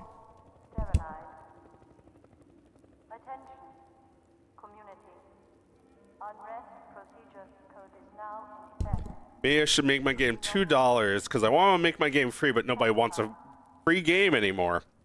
Yeah, I feel like it's adding a price to your game is like adding a difficulty. Maybe you don't want to do it, but people secretly want that. They secretly need that. It's like if somebody offers you a free hamburger. It's like, what's wrong with it? You look under the bun and you see, I don't know, literally Hitler is there. There's something wrong with it because it's free. And even though a hamburger should probably be free, you would rather it cost $1. You don't want it to cost $5, but you want it to cost $1. That would be best if you could pay $1 for a burger. You know, I was thinking about that earlier, that like we used to be able to do that. Used to, you know, be able to expect a hamburger to be like $1. You could buy $1 fries, $1 burger, $1 shake, you know, like a small everything. But it's still you get it for only $1. I should price my game at $1 and the intro have that clip from RoboCop. I'd buy that for $1. Yeah, I wish I could sell shit for $1, but I keep getting told I'll make literally nothing if I do that. So I might as well be giving it away for nothing if that's the case. It feels like the dollar is going to dissuade people from wanting to buy it or something. Oh my god. How do I get out of here? The way they talk about me here, anti-civil. Just holding a tool, not a weapon. You guys are the bad guys. I'm just the free man. Oh, but you don't like that. Make it free puts people off. Make it $1 puts people off. What can you do? I think you gotta go with $2 because that's what people think is free in their mind, but not, you know, not so, it's not so low that you're just like, you know, gonna regret wasting your time on it because it's free. I mean, I don't know. Some games are really good and free. Snoot is free. You know, Deltarune was $25, but it only just came out as a paid game. For like 5 years, it's been free, and it's been really good free. There's nothing wrong with it. Although maybe that's why I didn't play it for a few years. I mean, you know, every game's free if you got the balls.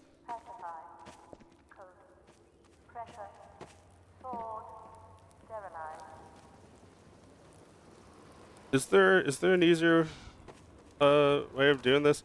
I don't think you can get through here this way. I think this is just so you can see what's over here.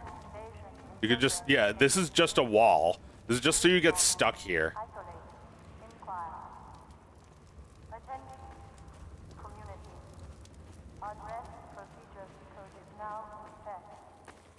My game would be too obscure to pirate. Yeah.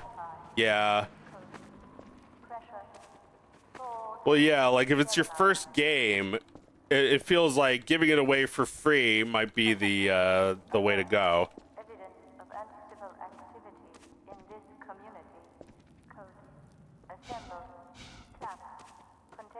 Having trouble jumping from this crag to that turned over subway car. This is annoying. I bet this looks annoying to watch. Okay, I'm up here now. Why can't I get up there? You're not supposed to go that way?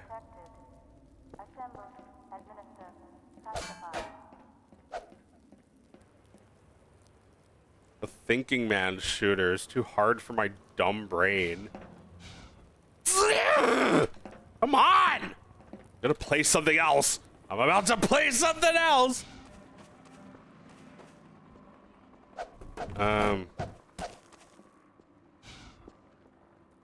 Yeah, I don't know.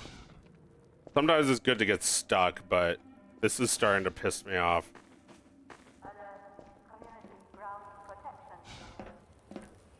Got it. You just gotta like do the thing that you think you can't do. Do the thing that you think is impossible. Which is also one of the things they do in the Portal games, which is cool. You have to go through the floor into the area that you're not supposed to be able to get to. Oh, come on! For once, I wish I was playing Braid, because I want to go back. I want to rewind that and try again. We got like 10 minutes left. What else do we talk about? Play one more game, maybe? Let me get the fuck out of here.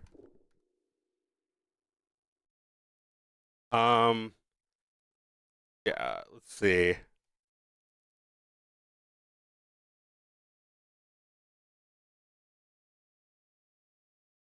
I could play Deltarune. There's that secret boss I still haven't beaten. I'll do my best. I'm gonna try to beat this bast. Gonna be really, really bad at it. If you don't want spoilers, don't look. Okay, so I'm not gonna describe too much of the game, but this is a secret boss that you had to do a quest to get to. You had to gather some things, backtrack, talk to people, etc. And now I have the key. And there's a guy in there, and he's like a maniac, and he's laughing. The key, the key. And if you try to say no,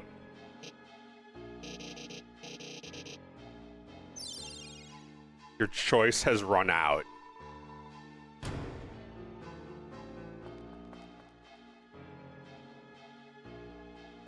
I couldn't figure out how to do the other secret bosses, but I beat Jevil the other day.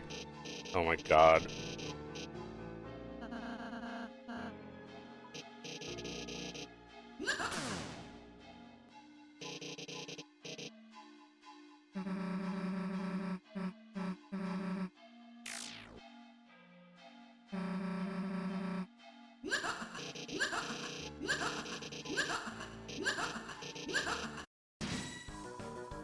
So yeah, I don't want to say exactly what's happening, but like this is like unrelated kind of to the rest of the plot. There's like a little teddy bear guy who sealed this jester long ago, and he thinks that maybe it's time for you to let him out.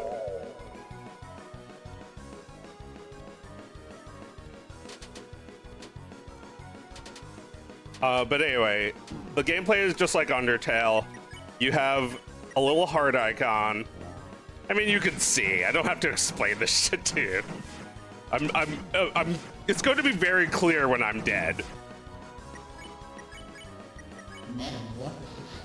So yeah, so like you have your party members. Ah, they're already dead. You have your party members. One likes to hit while the other likes to be peaceful, but they're both wrong. Neither of those things are going to help here. You really just have to last it out.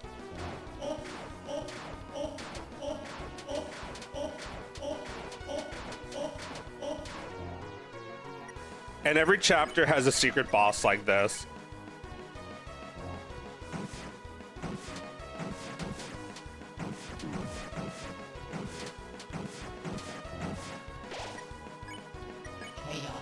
Oh no, I forgot to heal. God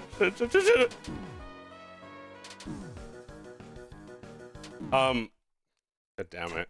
This game is not that hard, but these secret bosses are serious.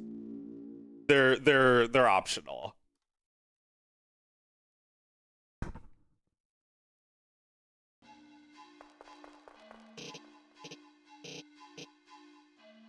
Let me try to heal this time. I'll play for 10 more minutes and then I'll give up. If I was here, I'd ask for the controller. I think the point is that I do it. I don't know if I should be letting anybody do it for me. Although, you know, that's what brothers are for, and I'm the brother. So,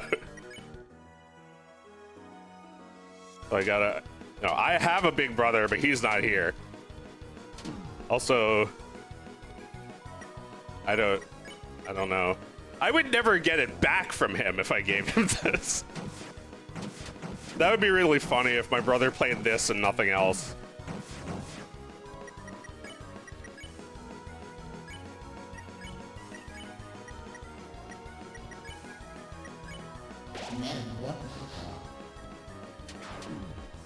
No!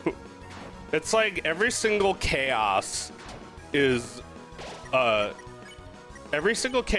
same.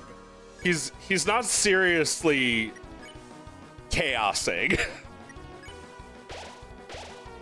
And yet, even so, I'm struggling a lot. It's like every single phase is the same every time you fight him, and I'm still struggling with it. Oh, I have something. Should revive. I love that Susie pats her belly like, whether or not she's the one eating.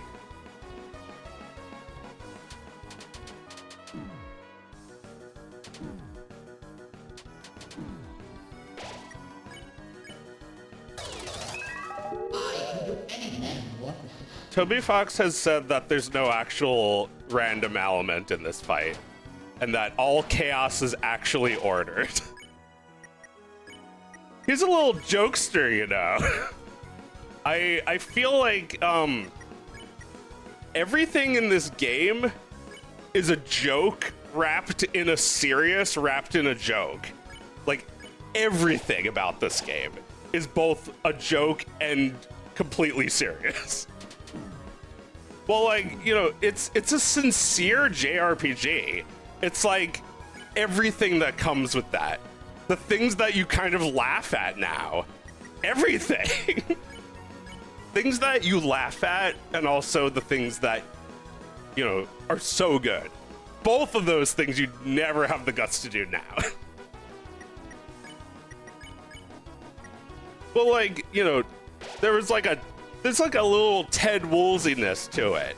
It's like you wrote a game as if Ted Woolsey came up with the entire game. Like some of the dialogue seems mistranslated, which is not possible. But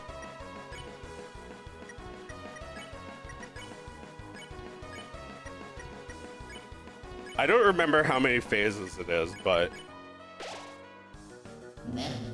it's way too many.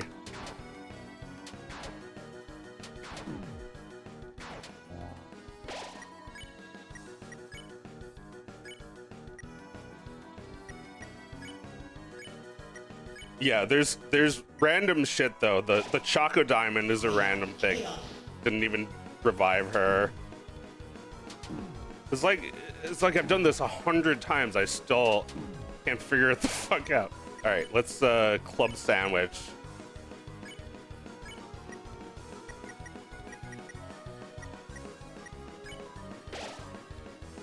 Oh my god, or else they're still dead. I have full TP, but what can I even use it for? Oh, I could pirouette. Oh, yes, he's revived. Oh, wait, should I do pirouette? No, do hypnosis. Wait, so is that it? That only my moves are random? What is this game saying? Like, there's a lot of that. There's a lot of what is this game trying to say? And it's like the answer is probably less interesting than just getting to think about it.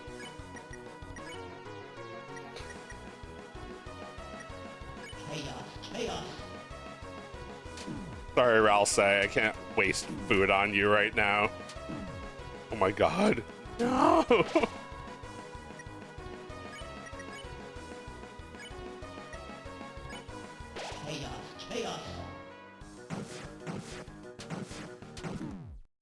Oh, brother.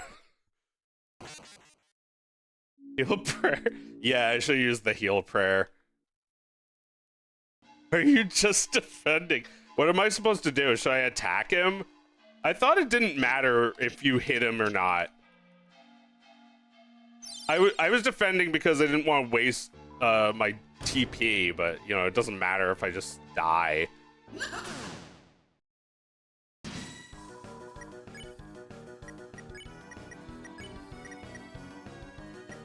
I can try hitting him.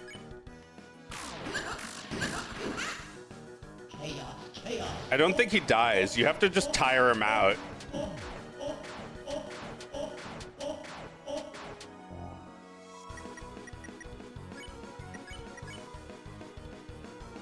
These games are like... These games are really gourmet with the boss themes. It's like, you know, the average JRPG has like one boss, has like one battle theme.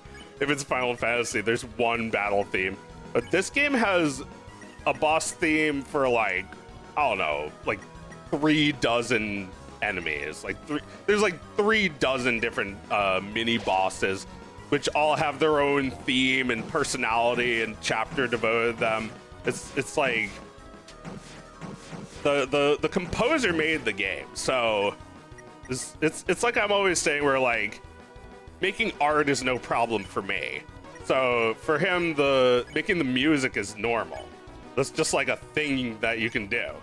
I was talking about doing a Metal Slug-esque amount of unique food sprites for my game, and Meredith said that was perverted. Like, I think she meant it in a good way. Like, freak behavior. I can do anything.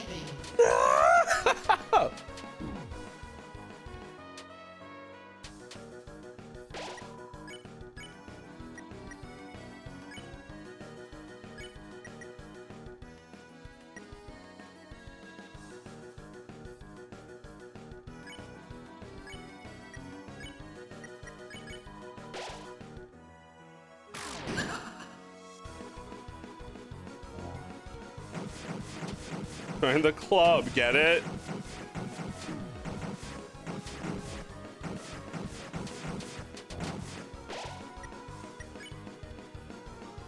Oh yeah, well I have a club. I can do anything.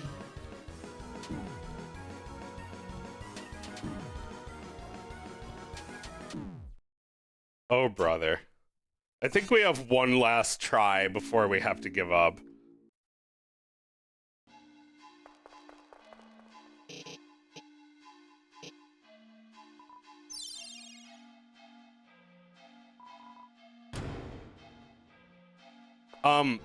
So it's like, it's hard for me to recommend this game because when you play it, it tells you to go play Undertale first, and I don't want you to. I want you to skip it to get to this game. But you do need to play Undertale. I don't even know what that would be like if you didn't. Anyway, what do we talk about in this last attempt? How about just, I'm very proud of Meredith. Her game kicks ass. I'm not gonna spoil it, but like, there's a few parts in that game that just, like, they just hurt. It just hurt to play. That is the kind of thing I want out of a game. There's a part in Perfect Tides, Station to Station, that Meredith just needed to see my reaction to it. There's actually multiple parts. There's this one part, I guess I'm not going to describe it even in vague terms, There's just this one part. You know the part. When you play it, you'll probably know what I'm talking about. There's just this one part, man. And you know, like, I feel like you know, Deltarune was my favorite game I played last year. There was just one part where I just like, it's just like deeply traumatizing. It's just like deeply unsettling, and it's obviously my favorite part of the game. I love that. Is that the goal now? To unsettle people? Because I also felt a little unsettled playing Half-Life 2. It was making me think about, what if the end of the world was like this disgusting and ugly and boring place with this asshole Dr. Breen in charge? It's like, it's not your average post-apocalypse. It's like a sadder one. It's like sad in such realistic ways. It's like the things that Meredith admits to in her game are sad. It's like, it was too painful for her to even talk about it. I was there for a lot of these parts of her life. I remember some of it, but a lot of it she was just like keeping to herself for 20 years. It's like I'm learning things about Meredith at the same time as you. Isn't that nuts?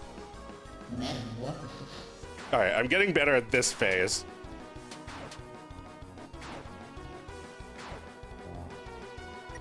I think a good game, any good game, or at least any game that I become obsessed with, is usually in a genre that I don't give a shit about, or I'm just like not currently thinking about. I kind of thought that Mother 3 was the last JRPG, and like when this game came out, I realized that, oh wait, we can still make these games. Yeah, that's something that Meredith was saying yesterday. You know, they're still making these games. Saying that is a poor approach. You know, they're still making first-person shooters.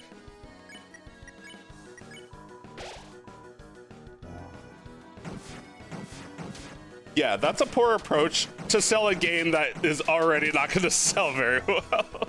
Oh, I got so lucky. Okay. This is the last attempt.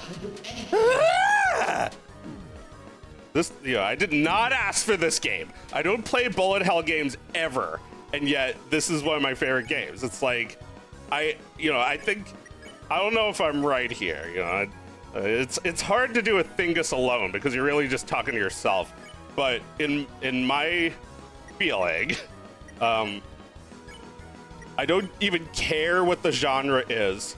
It's more about the magic trick that the game tricks you into thinking that there's a princess in danger or something.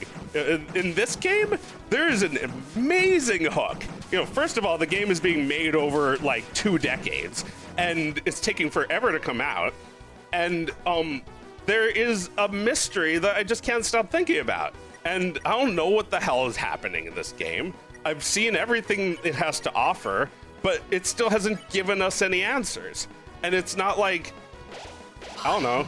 At this point, I don't think I could even be disappointed. I'm just like interested in thinking about what it could be. It's like Laura Palmer. Like, don't even tell me who killed her. I'm just like wondering about it.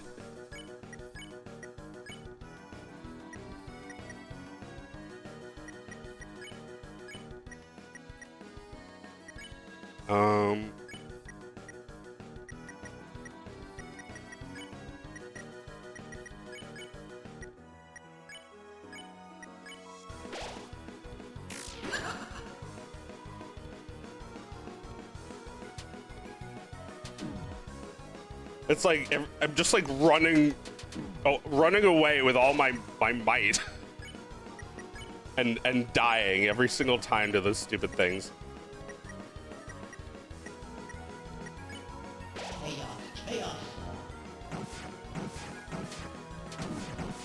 I think the problem is that I'm not talking about anything. I need to focus on something I'm talking about. Ugh. Well, I gave it my best shot. You don't need to play Undertale? Yeah, I don't know if you need to play Undertale. Because you don't also need to play Earthbound. You don't need to play Mother 3 or Final Fantasy 6. You can just play this. I think, yeah, like, face value, this game is actually really good. It's just like, it's hard for me to see it as someone else because I see it as someone who's played all of these fucking games and has seen everything the genre has to offer. And now I'm just like surprised anytime they do something well or when they do something new. Yeah. Game is still not out. Crazy. But we did finally get to pay for it. Yeah, we got to pay for it. It's part of the game is paying for it. You pay $25 and then you get the game for the rest of your life and you never even think about the $25 even once. Yeah. I'll just end on that. I'll end on that. Gabe Newell. Quote from Gabe Newell. Paraphrased. No one gives a shit what your game costs. They want the game no matter what. This game, people will pay any amount. They'll wait any number of years for it. You know, could say that about Duke Nukem Forever. That's Thingus. Thanks for watching, everybody.